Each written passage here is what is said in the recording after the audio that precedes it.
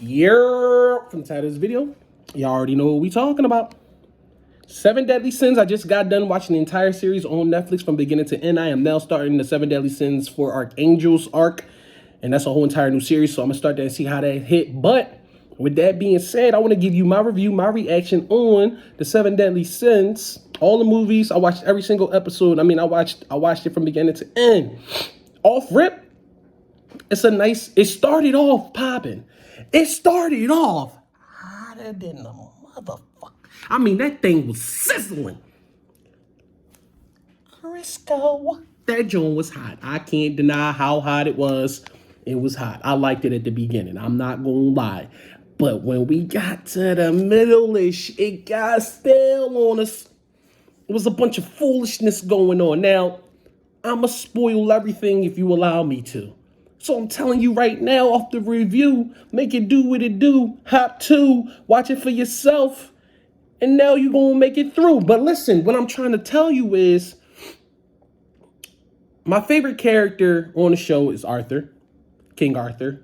I really liked him. I really liked his charisma. I really liked his power. I really liked, you know what I mean? I really liked the look of the character. He's a pretty cool looking guy. But at the end of this day, I didn't like it because they always had some type of unusual way to beat the villain. That wasn't really what I messed with. You feel me? It was, you know what I mean, cruel son. And it's over with. You know what I mean? Like, come on, bruh. How strong is somebody compared? Like, what we doing, dog? Why we can't come up with the plan, follow the plan through? We might go through some hiccups, but we, at the end, finish the plan. It is what it is. Every fight they got to, it was just a Dragon Ball Z episode. We just gonna power up to a whole new power level, and we gonna figure it out that way. It wasn't really too much craftiness to the show as far as finishing the enemies. It was just straight up hands, but the hands weren't being thrown for real. You know, it was a lot of same picturesque fights. You know what I mean? I punch you in your face, you kick me, and you know, I kick me, I block it. I do this, I do that. So it's doop, doop, doop, doop, doop, doop, doop, doop, doop, doop, doop, doop. I wasn't really, but in the beginning of this show, it wasn't a lot of that. Gil Thunder throwing that spear towns across the whole continent across was crazy. The homie did nothing after that. Gil Thunder did absolutely nothing after that. I'm thinking he about to be a dog. I'm thinking he about to be a beast. Howler did more than him. I'm thinking Gil Thunder about to be one of them ones. But he wasn't. Why they have him be so epic but didn't do nothing? Why would they paint a picture of a man so grandiose, and then when you walk up closer and closer and closer and closer and closer and closer, you realize it's this big? Like, what are we doing, bro? I mean, like, when you zoom in out, you zoom in close, that's where you start. You think Gil Thunder is a man. You start walking back, you realize the picture only this big. It's a nice picture, but do we really see what's going on? Unless we get closer. Gil Thunder missed the mark with me, y'all. What is they doing? Like, that joint was crazy.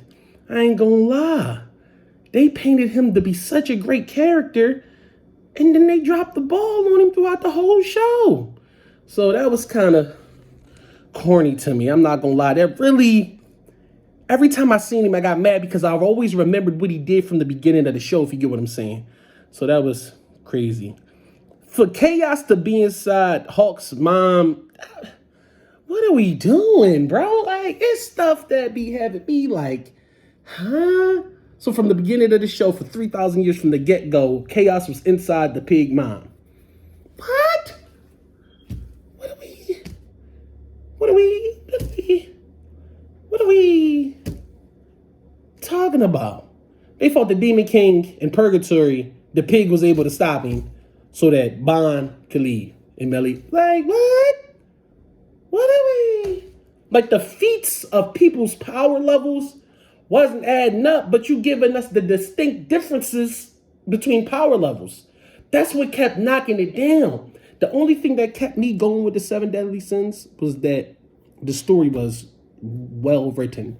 It was enough for me to keep watching it. So if you want to watch yourself a good story, nice and long, and Not too much of a plot twist, just enough of a plot twist. The thing that got me the most was Mayel Esterosa being made up. That was, you get your 7.3. You get your 7.3. Merlin being that strong, and then we just find out that she a wizard, just a super duper strong wizard. What we doing, dog? You got all these people that got deity powers, all of that shit. You got that, yo, come on, dog. You gotta help us out here. You gotta make it make sense. So, Seven Deadly Sins, that's my review, that's my reaction, that's my report on it. 7.3. Not too good, not too bad. You'll get through it because you'll always find something new that'll pique your interest. If you want to watch it, go ahead and give it a good watch.